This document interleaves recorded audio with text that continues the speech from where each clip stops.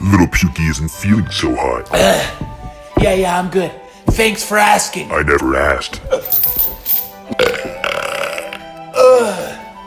I feel like ass. Hector, I know this is a long shot, but is there any way we can delay this for like a day? Do you think I even care enough to consider? No, it's quite clear as day that you don't give a fuck. But I'm in sick. You've heard me puking all day. I'm sure you've seen all the pieces of cod in my cell. I need your opinion on something. What? Can you tell me if this outfit is appropriate to wear? That's not at all what we're taught. Please. Fine. This one? Way too much nipple. That I can only assume is an HR issue because that's far too much penis. Well, now I don't even know what to wear. I'm so nervous. Okay, I have to break this down for you, Hector. First things first, she's soulless. She's made of rubber. She's actually not even real. It's plastic. It's like an elastic band shaped to be your little own pocket puta.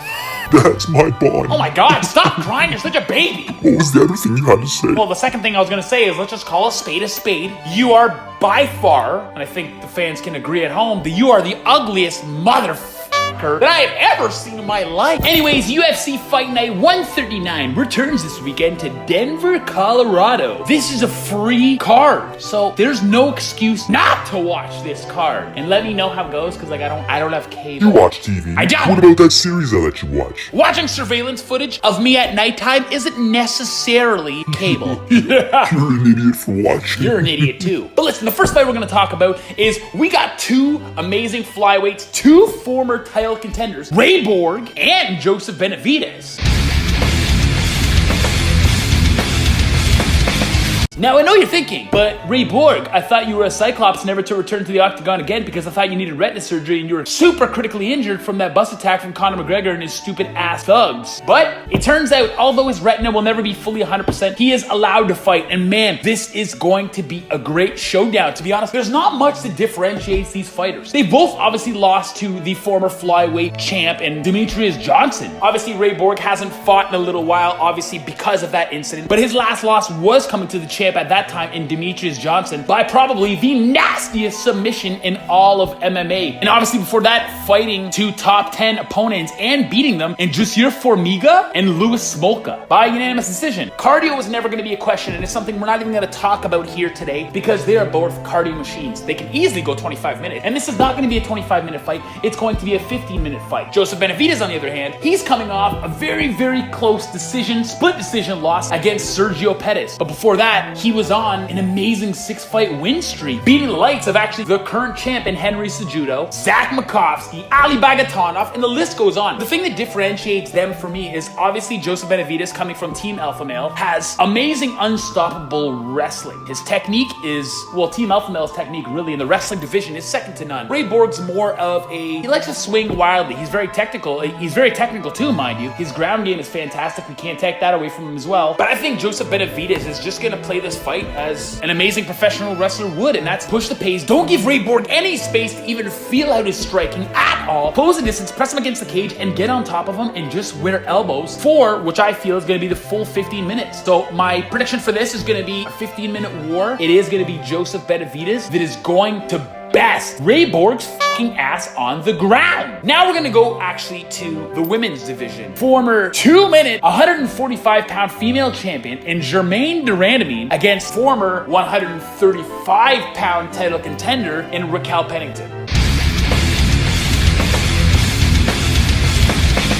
Now, everybody knows Raquel Pennington. There's a reason why they call her Rocky, because man, does she ever take a million shots per fight, but it's very hard, almost impossible to put her away. And Amanda Nunes did it, but Amanda Nunes saved that for another day, but her power, it's just not human, so it's not even fair. But I'm telling you right now, Raquel Pennington has been to a decision, losing to Holly Holm in a very close split decision, and of course, losing to Jessica Andrade. Germaine de Randamine, besides being a cheating, hitting you after the bell, piece of shit, gutless idiot who was scared to defend her belt because she knew the next person in line would have to be Cyborg. I have a lot of problems about her. So is she an amazing fighter? Absolutely. Her record in kickboxing is like 37-0. She knows how to use all her skill sets, her knees, her elbows, her punches, her kicks. No doubt in my mind or anybody's mind that knows anything about MMA that Germaine de Randamine is absolutely dangerous. Also, the one thing that these two fighters have in common, which is going to make for a very interesting fight, is they both got TKO'd against the current 135 5 champ in Amanda Nunes. And obviously Jermaine is currently in the win column, and Raquel is going to be looking to get back on that winning streak. So although this fight is going to be fun to watch, I think it's going to be fun to watch because Rocky is so durable. And the reason why I say that is because I think the far superior striker is Jermaine Durandamy. No ifs, ands, or buts about it. Raquel Pennington, although she's durable, she is, I don't want to say a one-trick pony. Then don't say it, you moron. Well, I have to. Okay, tell me why. Well, because she kind of is a one-trick pony. And to be honest, Raquel Pennington's only consistency in the win column was just prior to the fight with Amanda Nunes when she was on a 4-fight win streak. So I think this is going to be also a decision victory for Jermaine Durandamy. I think Jermaine Durandamy is just going to wear and tear her legs because Rocky's a boxer. And I think it's just going to be an easy target for Jermaine to just lay leg kicks all fucking day. So if I'm going to have to lay this down, I think it's going to be a really, really fun fight. But I also do think it's going to be a bloodbath. And Raquel Pennington is going to lose by unanimous decision.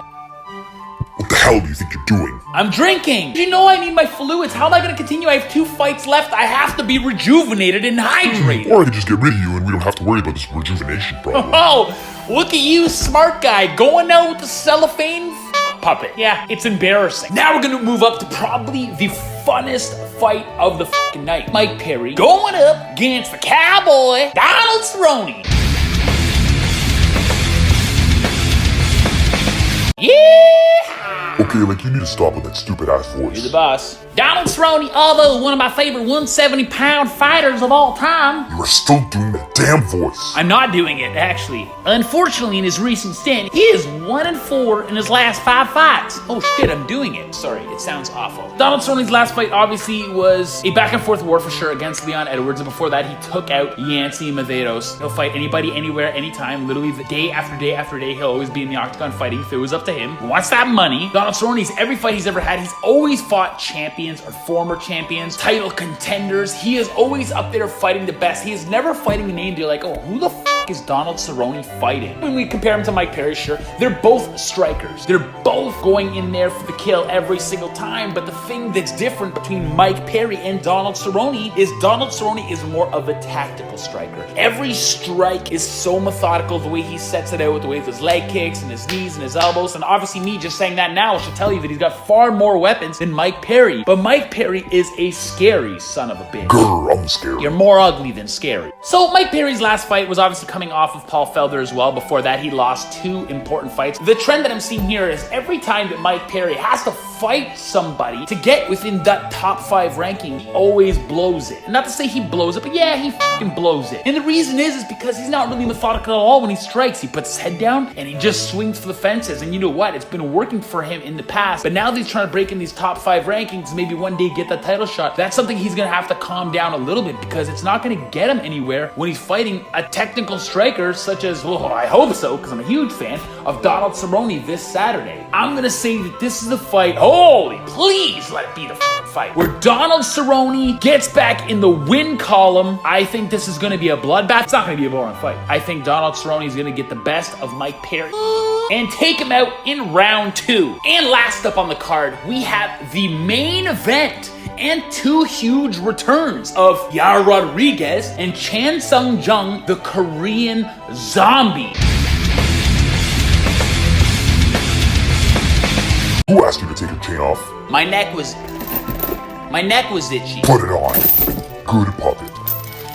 So let's face facts. Yair Rodriquez is a fucking ninja. He is deadly and unpredictable from every single area, circumstance, position in that octagon. He will use the cage, he'll use his elbow, his knee, his shin, his fucking ass. Does he actually use his ass? I don't know, probably. But this guy is deadly and is fun as they come to watch. Now, he came into the UFC undefeated on a 6-fight win streak in the UFC until he obviously faced Frankie Edgar, who is probably the most, first of all, the most underrated featherweight of all time and lightweight of all time. But Frankie Edgar really shut this fucking guy's hype train down. And obviously as well, we know with Yair, he was actually kicked out of the UFC. Then why is he still on the roster? Because they brought him back in, idiot. Yeah, he was supposed to fight Zabit Magomed Sharipov, but then he actually declined the fight because he was a little bit of a pussy, and I would be too, because Zabit would Zabit that ass.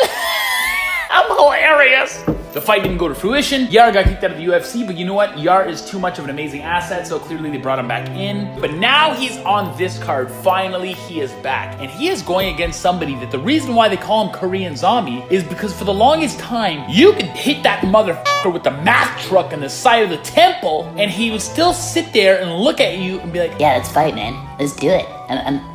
I'm cool. Then long story short, obviously there was a guy named George Roop and he really put that name to rest. But that was back in the WEC days. Rest in peace, WEC! So prior to Chan Sung Jung, the Korean Zombie's last fight where he knocked out formidable top contender in Dennis Bermudez, he lost against Jose Aldo, which was a back and forth fight, and to be honest, it was a freak incident. But Korean Zombie's most notable for that nasty twister choke on Leonard Garcia the second time they fought. Chan Sung Jung is always in a fight where there's A, tons of blood, and B, tons of punches being thrown. It's a lot of fun to see. The thing about this fight is Korean Zombie, although he's pretty good on the ground and he's a tough motherfucker, I don't think his striking's necessarily technical enough to mess with somebody like Rodriquez. Sure, Rodriquez got cocky a little bit in his last fight, and that's why he faced defeat. But all in all, his precision with his striking is up there with the best. However, although I say that too, when you look at both of their records, except for the last couple of fights, they've been fighting a bunch of no-name guys their whole career. Other than the likes of obviously Chan Sung Jung fighting Jose Aldo, and of course you got Yar fighting BJ Penn, Frankie Edgar. Even though I don't think BJ Penn's anything to brag about now. But this is going to be a striking clinic. I think no matter what Korean Zombie does,